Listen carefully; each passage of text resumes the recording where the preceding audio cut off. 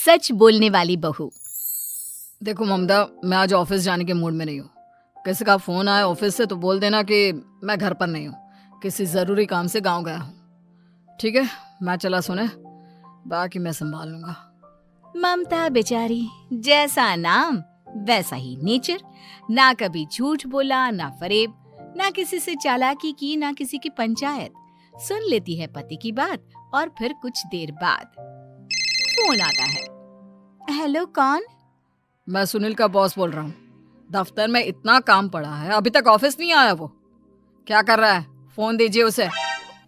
जी वो तो सो रहे हैं। कह रहे हैं कि आज गर्मी बहुत है तो घर के मजे लेंगे। बॉस को बीवी की बात पर गुस्सा आ जाता है।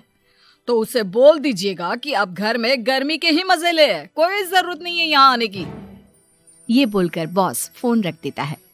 ममता सारी बात सुनील को बता देती है। न जाने किस बेवकूफ से पाला पड़ा है, समझ नहीं आता। तुम्हारे कारण मेरी नौकरी चली गई। अरे झूठ बोलने में क्या जा रहा था तुम्हारा? ममता को समझ में नहीं आ रहा था कि उसकी खता क्या थी। अरे जो है वही तो बोला। फिर एक रोज, बहू, अरे ओ बहू, कहाँ है तेरा पति? इस महीने घर के खर्चे के पैसे भी नहीं भेजे। क्यों, माँ बाप की फिक्र खत्म हो गई है क्या उसे? पाए लागू माँ जी, वो ये बोल रहे थे कि माँ को क्या है, घर का राशन, खेत का पैसा, मवेशी का दूध, फिर भी न जाने क्यों मेरे सर पर भार देकर बैठी है। तभी सुनील ममता के मुंह पर हाथ रख देता है। क्यों रे कलमुँह है, हटा बहू के मुंह से हाथ। अरे क्या क्या बोलता है तू? वो तो इसकी झूठ बोलने की आदत नहीं है, इसलिए पता चल रहा है। देख मेरी सास कितनी शरीफ है। हाँ, तेरी माँ तो मोहल्ले की बदमाश है ना, और तेरी सास शरीफ है। बेटा ममता को देखता है और गुस्से से बोलता है। अब खड़ी खड़ी देख क्या रही हो? और भी कुछ कहना है क्या? माँ आई है ना, जाकर छाछ ले आ ठंडी वाली। ममता अंदर चली जाती है। माँ, इसके सच बोलने की आदत के कारण मेरी नौकरी जाते जाते रह गई। वो तो मैंने अगले दिन जाकर पैर पकड़ लिए मालिक के, नहीं तो। सब जानता है बहू की आदत नहीं है झूठ बोलने की, तो तू शांत क्यों नहीं रहता? क्यों उसे झूठ बोलने को बोलता है? फिर एक रोज, बहू, जा अपनी पड़ोसन के पास और उससे बोल कि वो लाल वाली साड़ी जो उसने नए साल की पार्टी में पहनी थी, तुझे वो चाहिए। ना माँ जी, मुझे नहीं चाहिए। वैसे भी कल जिस शादी में जाना है ना, वहाँ के लिए तो मेरे पास काली साड़ी है। सास सर पर हाथ रखकर, अरे बुद्धू, मुझे चाहिए साड़ी।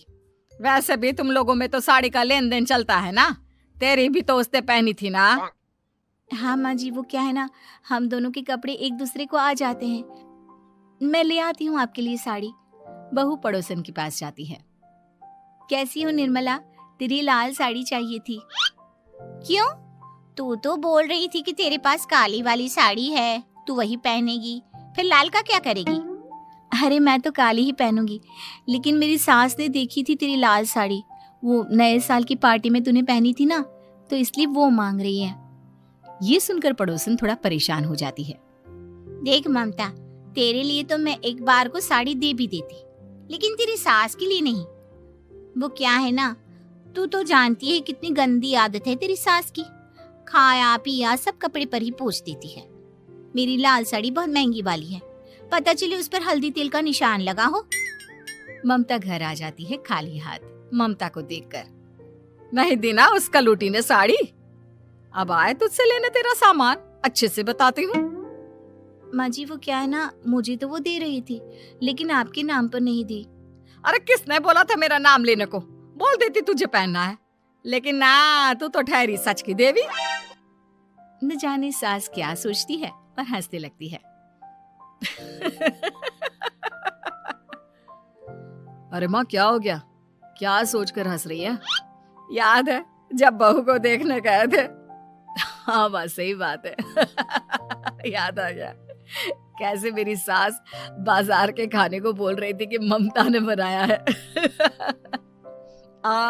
और बहू ने आकर सब बता दिया कि ये सारा खाना तो बाजार से आया है, वो भी कल्लू हलवाई की दुकान से। ममता दोनों की बात सुन रही थी। हाँ माँ जी, वो कल्लू हलवाई का ही था। मुझे तो आज तक पता नहीं चला कि माँ ने क्यों कहा कि मैंने बनाया है। खैर, मैं तैयार होती हूँ, शादी में जाना है ना। पूरा परिवार शादी में जाता है, जहाँ खाना वाना खाकर सभी बैठे होते हैं कि एक औरत ममता की सास से कहती है, क्या बात है बहन जी, मेरी आपकी बात हुई थी तो आप तो बोल रही थी कि लाल साड़ी पहनने वाली हैं, तो मैंने ये काली पहन ली। पता होता कि आप लाल नहीं पहन रही हैं तो मैं ही अपनी लाल पहनाती। अच्छा जी, तो इसलिए पूछा जा रहा था। अरे इतनी साड़ियां हैं कि क्या बताऊं। मैंने सोचा तो था, पर ये सामने दिख गई तो यही पहन लिया। अच्छा, मेरी तो तैयारी काफी दिन से चल रही थी, फिर भी आज ऐसा लग रहा है कि ठीक से तैयार नहीं हुई मैं।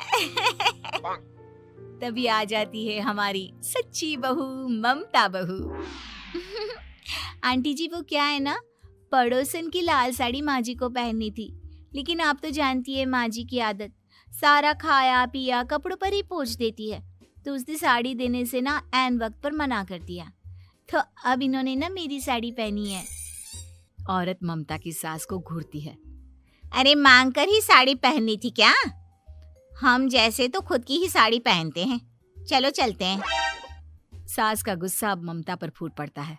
अरे क्या जरूरत थी ये बात सबसे कहने की?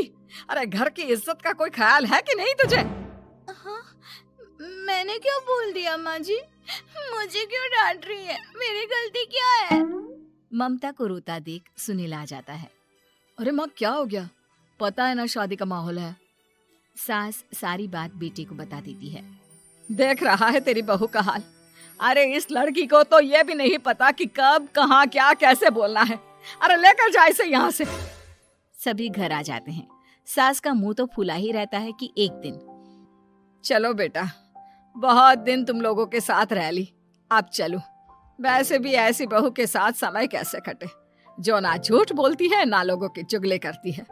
अरे गांव में ही ठीक हूँ मैं, कम से कम 4 घर की खबर तो मिलती रहती है, वो भी मसाला डालकर। कैसी बात कर रही है माँ? अभी तो आई है, रह जाना, कितना अच्छा लगता है तेरे रहने से घर। तभी ममता आ जाती है। अच्छा लगता है, लेकिन आप तो बोल रहे थे कि न जाने कब तक रुकेगी, जाने का नाम ही नहीं ले रही। जाए तो कम से कम घर में थोड़ा सा फ्री सा तो फील करूं, यही बोल रहे थे कल माँ जी आपके लिए। सास बेटे को देखती है, लेकिन क्या कहती बेचारी, जब अपना ही सिक्का खोटा हो। चली जाती है चुपचाप गांव। फिर एक रोज घर की घंटी बजती है। सामने खड़ा होता है सुनील का बॉस। सुनील है क्या घर में? वो क्या ना, मैं यहाँ से गुजर रहा था तो सोचा थोड़ा ऑफिस का काम डिस्कस कर लूं। ममता कुछ कहती कि तभी वहां सुनील आ जाता है। अरे बॉस, आप आइए आइए। क्या बात है, घर तो बहुत सुंदर है। वैसे भाभी जी, आपकी खूब बातें सुनी है कि आप कभी झूठ नहीं बोलती। ये तो पता नहीं, लेकिन हमेशा सर कुछ न कुछ ऐसा बोल देती हूँ जिससे परेशानी हो जाती है। मैं ऐसा नहीं चाहती, लेकिन क्या करूँ। खैर, बॉस कुछ देर रुकता है, काम की बात होती है। ममता के साथ सब चाय पीते हैं और जैसे ही बॉस जाने को मुड़ता है कि क्या जी, कितने नेक इंसान है, फालतू ही आप खड़ूस और निकम्मा बोलते हैं इन बॉस को। अब क्या, बॉस के कान तक खुद के लिए अनमोल वचन पड़ जाते हैं और फिर ओह, तो ये बात है। और क्या कहता है ये? अरे बॉस, आप भी किसकी बात पर विश्वास कर रहे हैं? अरे इससे तो ये भी नहीं पता कि आलू प्याज कहाँ रखा है। अरे ये क्या जाने क्या बोलना है क्या नहीं बोलना है। मतलब जो मुंह में आ रहा है बोले जा रहा है। भाभी जी, आप बताइए। नहीं बॉस, लग रहा है कि कुछ गलत बोल गई मैं। वैसे ये सिर्फ इतना ही बोलते हैं कि आप में कोई टैलेंट है ही नहीं, आपकी नौकरी इन्हीं के कारण तो बची हुई है। अरे बस कर ले अम्मा, अब क्या करवा कर मानेगी, बड़ी मुश्किल से तो नौकरी बची थी मेरी। सही कहा, बची थी लेकिन अब निकल गई। तेरे टैलेंट के भरोसे चल रही है ना मेरी नौकरी, अब देख तू। अच्छा, तो आप भी यही मानते हैं? वैसे ये बात तो है, सुनील काफी टैलेंटेड है।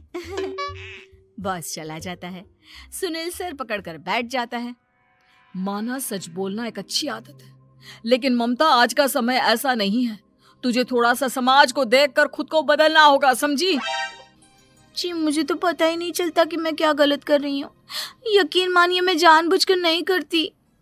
सुनील सोच लेता है कि वो किसी न किसी तरह अपनी बीवी के इस भोलेपन का इलाज करके रहेगा, लेकिन सवाल ये कि कैसे का जवाब अब मिल जाता है। और फिर एक रोज ममता की माँ आती है। ममता, तुझे तो पता है तेरे पापा का काम ठीक नहीं चल रहा है, कुछ पैसों की जरूरत थी, तेरे पास हो तो मदद कर दे बेटा।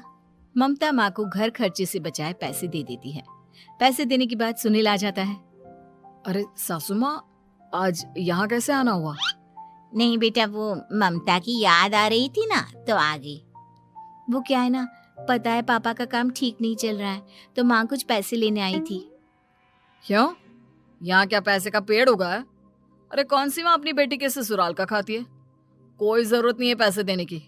वापस कर दो माँ जी पैसे और निकलो यहाँ से। आगे से यहाँ पैसे लेने नहीं आना। सुनील ये बोलकर निकल जाता है। उसके जाने के बाद, बेटा ममता, तूने मेरी बेइज्जती कराने के लिए यहाँ बुलाया था क्या? अरे छोटा सा झूठ बोल देती तो तेरी माँ की इज्जत बच जाती, लेकिन चलती हूँ मैं। सास बाहर जाकर बाहर खड़े सुनील से कहती है, तेरे कहने पर बेटा हमने ये नाटक तो खेल लिया, लेकिन उसका क्या असर होता है ये नहीं पता। थोड़ी देर बाद सुनील घर आता है। देखिए, मुझे मेरी गलती का एहसास हो गया है। मैं समझ गई हूँ कि सच कितना सच होता है और उसकी कीमत आज के समय में बहुत बड़ी है। माफ करना, मैं आज से सच कभी नहीं बोलूंगी। क्या? कभी नहीं?